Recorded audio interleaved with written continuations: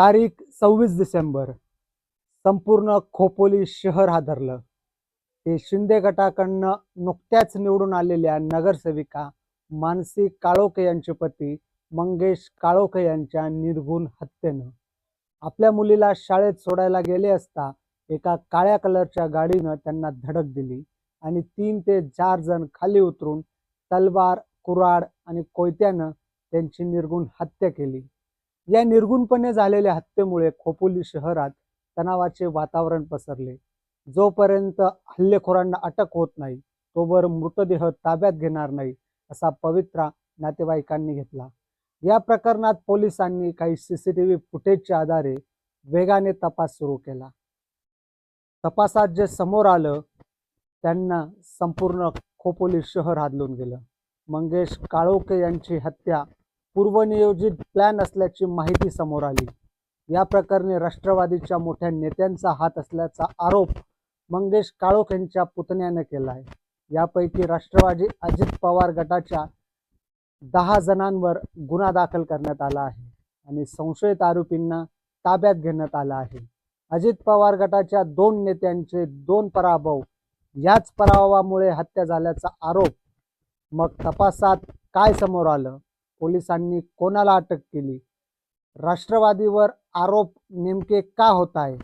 पाहूया या व्हिडिओतनं. नमस्कार, मी श्याम आहिरे आणि तुम्ही पाहताय लोक टाइम्स मराठी. मंगेश काळोखे शिवसेना शिंदे गटाचे कट्टर कार्यकर्ते.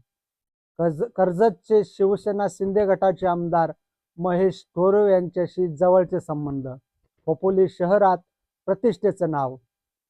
मागच्या टर्ममध्ये नगरसेवक म्हणून निवडून आलेले, मात्र यावेळी पत्नीला वार्ड क्रमांक 2 मधून निवडणुकीला उभं केलं आणि पत्नी मानसी काळोखे 690 मतांनी राष्ट्रवादी अजित पवार गटाच्या उमेदवार उर्मिला रवींद्र देवकर यांचा पराभव करत जिंकून आल्या. या निवडणुकीच्या प्रचारादरम्यान राष्ट्रवादीच्या काही लोकांशी वाद झाला. त्याच वादातनं आणि पराभवामुळे ही हत्या झाल्याचा आरोप काळोखे कुटुंबांनी केला आहे. आपल्या मुलीला शाळेत सोडण्यासाठी मंगेश गेले असता मुलीला शाळेत सोडून परत येत होते. विहारी गावाजवळ आल्यावर वाटेत एका काळ्या कलरच्या गाडीनं त्यांना धडक दिली. मंगेश खाली पडले. गाडीतच बसलेल्या 3 ते 4 जणांनी मंगेश यांच्यावर धारदार तलवार, कुऱ्हाड आणि कोयत्यानं सपासप वार केले. मंगेश रक्ताच्या थारोळ्यात पडले. लागलीच हल्लेखोर त्याच गाडीतनं पसार झाले. जमलेल्या जमावानं मंगेश यांना जवळच्या हॉस्पिटलमध्ये दाखल केलं, मात्र मंगेश यांचा वाटेतच मृत्यू झाला. घटनेची माहिती पोलिसांना कळताच पोलिसांनी घटनास्थळी धाव घेतली. मंगेश यांचा मृतदेह शवविच्छेदनासाठी पाठवण्यात आला आणि रात्री उशिरा मंगेश यांच्यावर अतिशय शोकाकुल अवस्थेत अंत्यसंस्कार करण्यात आले. या सगळ्या घटनेनंतर शिवसेना शिंदे गटाचे मंत्री भरत गोगावले यांनी राष्ट्रवादी अजित पवार गटावरच आरोप केला आहे. मयत मंगेश काळोखे यांच्या पुतण्यानं या प्रकरणी बाकी लोकांचा शोध सुरू असल्याची माहिती जिल्हा पोलीस अधीक्षक अंचल दलाल यांनी दिली. या प्रकरणात खोपोलीचे पोलीस निरीक्षक सचिन हिरे यांच्यावर मयत मंगेश काळोखे यांच्या मामेभावानं आरोप केला आहे. सचिन हिरे आणि आरोपींचे जवळचे संबंध असल्याची माहिती त्यांनी दिली. मंगेश काळोखे यांनी माझ्या जीवाला धोका असल्याची तक्रारही खोपोली पोलीस स्टेशनला दिली होती. या प्रकरणात हत्येचा कट रचण्याच्या आरोपाखाली अजित पवार गटाचे रायगड जिल्हाध्यक्ष सुधाकर घारे आणि भरत भगत यांच्यावर गुन्हा दाखल करण्यात आला आहे.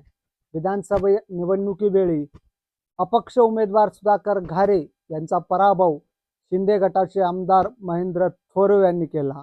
या निवडणुकीवेळी मंगेश काळोखे यांनी महेंद्र थोरवे यांचं काम पाहिलं होतं. याच रागातनं हत्येचा कट रचल्याचा आरोप नातेवाईकांनी केला आहे. या सगळ्या प्रकरणात फरार आरोपींचा पोलीस शोध घेत आहेत. देवकर पिता पुत्रांना अटक करण्यात आली आहे. आता त्यांच्या तपासातनं काय समोर येतं हे पाहणंच महत्त्वाचं. पोलिसात तक्रार दाखल केली आहे.